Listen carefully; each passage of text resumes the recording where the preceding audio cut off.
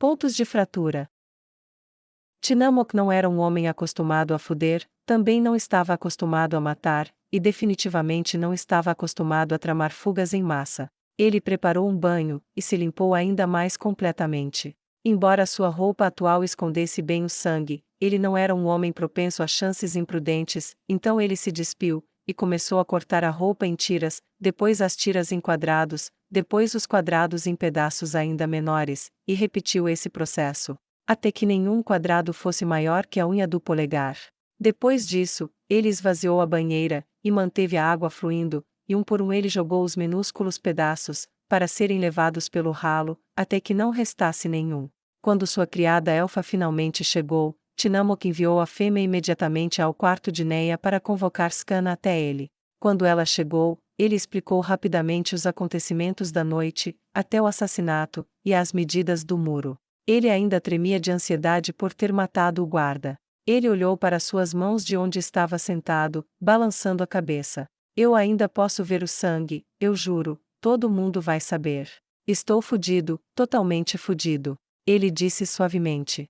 Skana, entretanto, era uma veterana da morte, e permaneceu fria e calma. Ela tocou seu ombro, e disse: Olhe para mim, Tinamok. Ele gradualmente ergueu o rosto para o dela, olhou em seu olho bom, e ela continuou: Não há como rastreá-lo até você. Mas você não está em condições de sair hoje, fique aqui no seu quarto, enviarei um lutador da justiça negra para ficar de olho em você, se isso fizer você se sentir melhor. Sim. Ele disse suavemente. E vamos cuidar de tudo a partir daqui, vou fazer os elfos nos armazéns começarem a fazer escadas, e treinar escalar cordas, e estaremos prontos para dar o fora daqui em pouco tempo. Ainda é muito, muito cedo, ninguém mais deve estar acordado ainda, ou ter encontrado o homem desaparecido, então tenho tempo para pelo menos consertar isso, apenas fique aqui, e não saia, por nada. Ela disse. Ele acenou com a cabeça severamente, e apenas foi para o banho, e abriu a água novamente, e manteve as mãos sob a correnteza sem se mover, esperando que o sangue inexistente desaparecesse de sua visão assombrada. Skana não era boba, era rápida em agir, saiu correndo do hotel o mais rápido que pôde sem chamar a atenção para si. Ela foi até a torre que Tinamok mencionou, e subiu as escadas o mais silenciosamente que pôde. A escuridão havia sido sua aliada no caminho até lá, e permaneceu do seu lado quando ela chegou ao topo. Ninguém havia encontrado a cena brutal ainda, então ela tirou algumas moedas de sua bolsa, e as colocou silenciosamente no sangue, manchando cuidadosamente os dois lados, e deixando apenas algumas.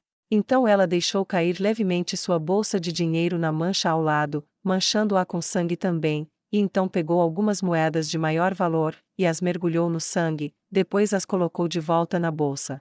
Ela balançou levemente para espalhar o sangue por dentro, então tirou um pano do bolso para limpar sua lâmina. Ela caminhou pelas ruas por um tempo em busca de um alvo, e a sorte a favoreceu quando ela se deparou com dois guardas cuja rota parecia levá-los além do local do assassinato de Tinamok. Ela sentiu uma breve pontada de consciência sobre o que estava prestes a fazer, mas isso desapareceu quando eles apontaram para um dos locais de punição, e riram quando alguém falou sobre como uma elfa particularmente rechonchuda havia gritado ali outro dia. Ela rastejou por trás deles, e pegou o pano ensanguentado, e então deu um tapa na parte de trás do ombro de um homem como se ela apenas os ouvisse por acaso, e compartilhou sua risada. Eles olharam para ela brevemente surpresos, mas vendo que ela compartilhava de seu humor demoníaco, pensaram que ela era apenas uma transeunte ociosa, e ela disse: Oh sim, eu vi isso, o jeito que ela quicou como uma bola, foi hilário, aqueles grandes são sempre o melhor entretenimento. Skana disse, suprimindo a bilha em sua garganta enquanto forçava as palavras vis, e odiava a sua própria risada sádica. Sim, foi divertido assistir. O guarda disse, eu até paguei algumas moedas para usar o chicote. Eu gostaria de ter feito isso. Skana mentiu. Infelizmente, a cerveja custa dinheiro, mas os gritos ainda são de graça. Ela disse, e provocou algumas boas risadas dos corações das trevas com quem ela estava conversando. Bem, vocês têm uma patrulha segura. Ela disse, posso passar por você? Ela pediu educadamente. Sim, claro. O guarda disse, feliz em atender alguém tão sinistro quanto ele, e enquanto ela contornava o outro guarda, ela espalmou a bolsa ensanguentada de moedas, e a deixou cair suavemente no kit do guarda, e deu um tapa agradecido nas costas dele com o pano ensanguentado na palma da mão. Scanna acenou para eles enquanto passava por eles, e entrava na escuridão, depois virou em um beco, e sumiu de vista.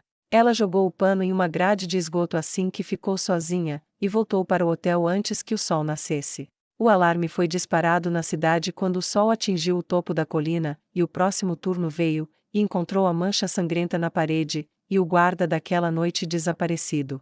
Os investigadores concluíram rapidamente que se tratava de um assalto, e convocaram todos os patrulhadores naquela noite para ver se alguém havia visto alguma coisa. Quando os dois que Scanna encontrou foram chamados, eles descreveram sua noite em termos monótonos quando o guarda atrás deles disse: "Espere, por que você tem sangue em você?" Eles pareciam confusos, e os olhos do investigador se estreitaram. "Pegue-os, e mostre-me." As armas foram abaixadas, e os dois homens protestaram, mas quando mais de seus companheiros chegaram, eles não tiveram escolha a não ser concordar, e foram mandados de volta para o investigador. "Sim, vocês dois têm sangue em suas roupas, e ainda nem secou." "Por quê?" ele perguntou. "Não sei." O primeiro homem disse. "Nem eu. Não fizemos nada. Não vimos nada." O segundo disse. "Procure nas coisas deles." O investigador gritou, e vários outros guardas se aproximaram deles, e embora eles se debatessem e protestassem enquanto os dedos procuravam as tiras de suas armaduras, seus kits, e tudo mais, eles foram gradualmente separados de seus equipamentos. Um guarda começou a vasculhar a mochila do primeiro homem. "Esta está vazia." Ele disse, e o primeiro homem retrucou. "Claro que está." Mas assim que as palavras saíram de sua boca, um guarda vasculhando o segundo pacote tirou uma bolsa de moedas encharcada de sangue, ele despejou as moedas no chão de pedra, e muitas delas estavam manchadas com sangue fresco. O segundo homem protestou. "Nunca vi isso antes. Juro, juro, não fiz nada." Ele tentou se virar e correr, apenas para ser abordado por 3 de seus camaradas que o derrubaram em um emaranhado de braços e pernas. "Eu sou inocente. Eu sou inocente." Ele gritou. "Onde você se desfez do corpo?" O investigador perguntou a ambos. Eles olharam para ele com terror em seus olhos, e protestaram sua inocência novamente. "Não me insulte negando o que você fez, é dolorosamente óbvio. Você foi até a torre, matou por suas moedas, pegou-as, e planejou dividi-las após seu turno, quando ninguém notaria. Mas sua vítima não foi embora sem deixar sua marca, e deixou seu sangue em suas roupas na luta." "Não!"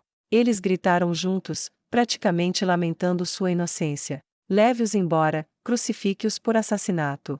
O investigador disparou. Eles lutaram, puxaram, e tentaram escapar, mas com tantos outros guardas presentes, não havia chance de escapar, e eles foram arrastados gritando. A notícia se espalhou rapidamente pela cidade sobre os gananciosos guardas assassinos, e muitos saíram na praça onde ainda gritavam sua inocência. Não pararam de gritar a sua inocência ao serem despidos, nem ao serem amarrados à cruz, aliás só pararam de gritar a sua inocência quando os gritos se transformaram em gritos ininteligíveis de dor, e isso só se intensificou quando seus braços e pés tiveram cravos de ferro cravados neles. E isso não mudou até que tivessem gritado o suficiente para que suas cordas vocais não permitissem mais gritar.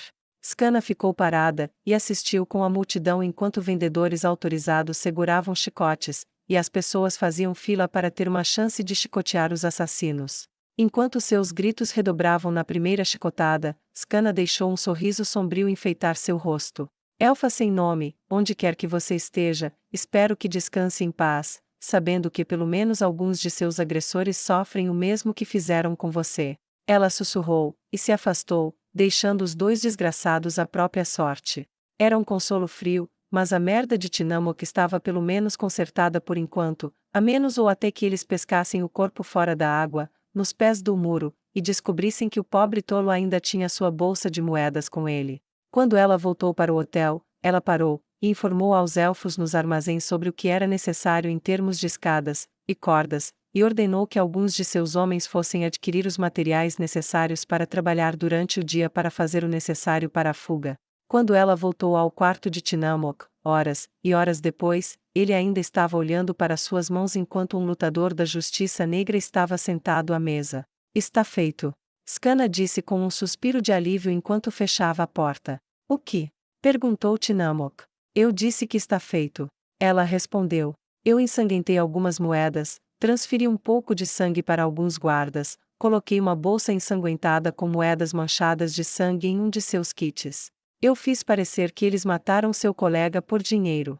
Quando o investigador viu o sangue neles, e encontrou as moedas, e a bolsa, ele não deve ter esperado muito, eles agora estão pendurados em cruzes, e sendo chicoteados até a morte. Skana disse. Tinamok retirou as mãos da água, e a desligou. Então, foi rápido. Ele disse. Não é o ideal, talvez, mas bom o suficiente, ninguém estará procurando por você de qualquer maneira. Ela disse. Eu gostaria de chegar ao corpo, e tirar a bolsa de moedas dele apenas para estar seguro, mas se eles se incomodarem em procurá-lo, bem, talvez eles não encontrem sua bolsa, ou talvez a pessoa que a encontrar vai apenas pegar para si mesmo, ou talvez eles pensem que ele tinha duas, é muito improvável que eles percebam, ou admitam, que mataram dois inocentes, que eram meio que guardas.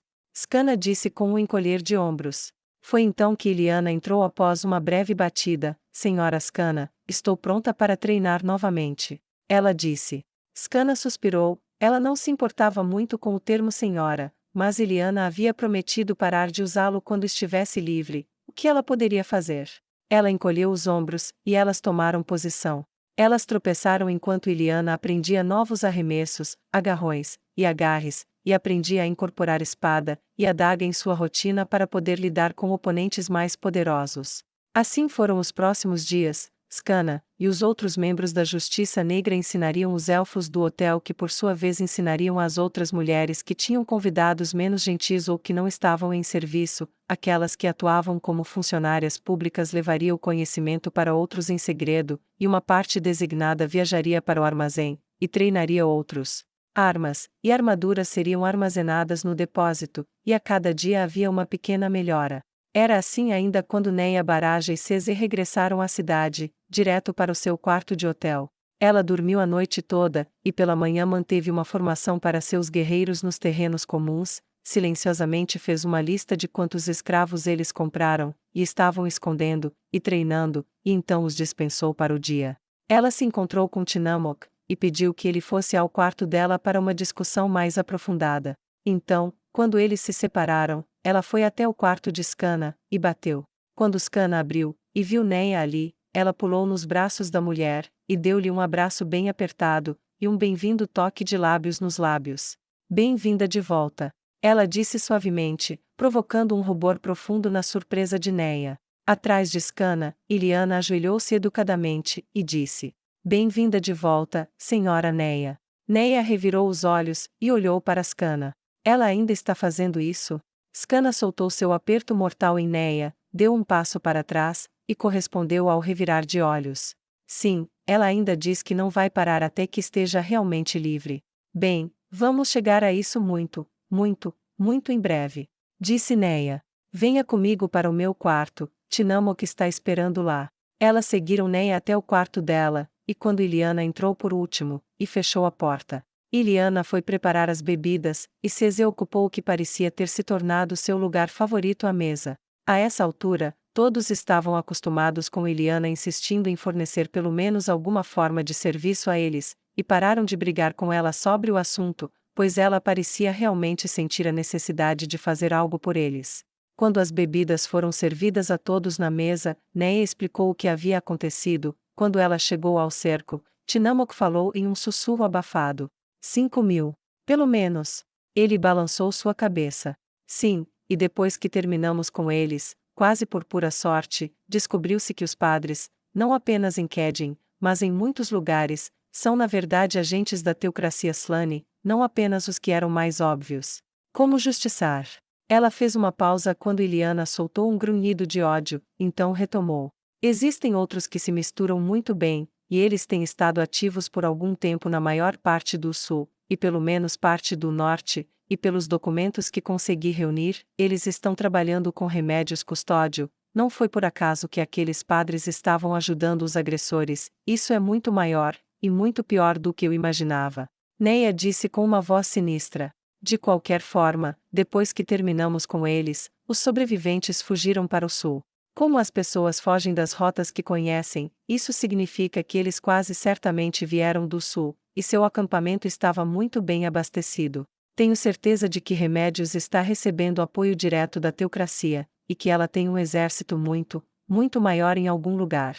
Nós absolutamente não podemos ficar aqui. Neia disse. Houve silêncio ao redor da mesa. Os elfos estão prontos para agir? Neia perguntou. Ainda não. Skana disse. Eles começaram a fazer escadas e cordas de escalada esta manhã. Não vai demorar muito para fazer tudo o que vamos precisar. Espere 2 dias, mas não há nenhuma chance no inferno de que eles derrotem os guardas da cidade sem um treinamento muito mais extenso e equipamento muito melhor do que poderíamos ter aqui. Skana disse. Posso pegar alguns no portão principal, disse Tinamok. Ninguém vai verificar os vagões saindo, então se eu carregá-lo com os destreinados, e as crianças, e transformar as mercadorias que usaria na próxima parada em moedas, bem, posso conseguir muitas, então tudo o que tenho a fazer é virar para o norte, e seguir para Prarte. Se eu sair de manhã cedo, e disfarçarmos um grande número de elfos como guerreiros da Justiça Negra, e outros mercenários, posso conseguir levar mais 100, ou talvez até mais. Dessa forma, você pode ficar para trás e ajudar na fuga. Dê-me 1 ou 2 dias de vantagem, então faça sua pausa para isso. Ele disse. Posso enviar cavaleiros avançados para reunir apoio do norte mais distante, e encontrá-los o mais perto da fronteira que puder nesse tempo. Acrescentou Tinamok. Eu não estou gostando disso. Disse Neia. Muitas variáveis. Disse CZ. Tem alguma ideia melhor? Skana perguntou. Não. Disse CZ. Então eu vou converter mercadorias em moeda amanhã. Tinamok disse. E começarei a adquirir e disfarçar o máximo de elfos que puder.